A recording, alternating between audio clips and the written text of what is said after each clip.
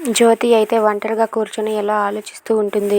అయినా ఆ యాక్సిడెంట్ జరిగాక నేను కనీసం మానవత్వమైనా లేకుండా అక్కడి నుండి అతన్ని వదిలేసి వచ్చేసాను. ఇప్పుడు అతనికి ఎలా ఉందో ఏంటో, అతను బ్రతికి ఉన్నాడో చనిపోయాడో, అసలు నేనైనా ఇలా చేసింది అని చెప్పి జ్యోతి తనలో తానైతే అనుకుంటూ సతమతమవుతూ ఏడుస్తూ కూర్చొని ఉంటుంది. ఇంతలో అక్కడికి కుట్టి వచ్చి జ్యోతమ్మ అని చెప్పి తనపై చేయి వేస్తుంది. చేయి వేయగానే జ్యోతి ఒక్కసారిగా షాక్ అయ్యి లేచి నిలబడి ఏడుస్తూ ఉంటుంది. అది చూసి కుట్టి అయితే, ఏంటి జ్యోతమ్మ, ఏంటి, ఎందుకు ఇలా బెదిరిపోయావు, ఏమైంది, ఎందుకు ఇంతలా నువ్వు సతమతమవుతున్నావు, చెప్పు జ్యోతమ్మ అని చెప్పి కుట్టి జ్యోతిని అడుగుతూ ఉంటుంది. అది విని జ్యోతి అయితే, అదేం లేదు కుట్టి, ఒక్కసారిగా నువ్వు పిలిచేసరికి నేను ఏదో పరధ్యానంలో ఉన్నాను, అందుకే అలా ఉలిక్కి పడ్డానని చెప్పి అంటూ ఉంటుంది.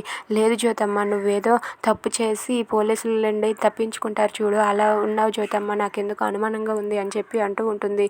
ఇంతలో ఇదంతా వింటున్న జీవన అయితే ఇదొకటి మధ్యలో ఇదెందుకు ఇప్పుడు వచ్చింది అని చెప్పి జీవన అనుకుంటూ ఉంటుంది. ఇక కుట్టి ఇలా అంటూ ఉంటుంది, చెప్పు జ్యోతమ్మ, ఎందుకు ఏదో కంగారు పడుతూ ఉన్నావు, నాకు చెప్పు జ్యోతమ్మ అని చెప్పి అంటూ ఉంటుంది. అది విని జ్యోతి అయితే, అదేం లేదు కుట్టి, నేను ఏదో ఆలోచిస్తూ ఉన్నాను అంతే అని చెప్పి అంటూ ఉంటుంది. అది విని కుట్టి అయితే, లేదు జ్యోతమ్మ, తప్పు చేసి పోలీసుల నుండి తప్పించుకునే వాళ్ళు కూడా ఇలానే మాట్లాడతారు, కానీ నిన్ను చూస్తుంటే నాకు ఇప్పుడు ఎందుకు అలానే అనిపిస్తుంది జ్యోతమ్మ, ఎందుకు నీ బాధ ఏంటో నాకు చెప్పు జ్యోతమ్మ అని చెప్పి జ్యోతమ్మ బాధని అయితే కుట్టి అడుగుతూ ఉంటుంది. అయినా సరే జ్యోతి కుట్టితో ఏం చెప్పకుండా అదేం లేదు అని చెప్పి అనేస్తుంది. ఇక జీవన మాత్రం ఇదెందుకు ఇప్పుడు వచ్చింది, అయినా సరే నేను యాక్సిడెంట్ చేసిన వాడి గురించే మా అమ్మ ఆలోచిస్తూ ఉంటుంటుంది, అయినా వాడు ఎవడో కానీ చావకుండా బ్రతికి ఉంటే చాలు, ఏదో ఒకటి చేసి ఈ కేసు నుండి తప్పించుకోవచ్చు, వాడు బ్రతికి బయటపడితే అదే చాలు అని చెప్పి జీవన తన మనసులో అనుకుంటూ ఉంటుంది. Thanks for watching friends, please subscribe our channel. Thank you.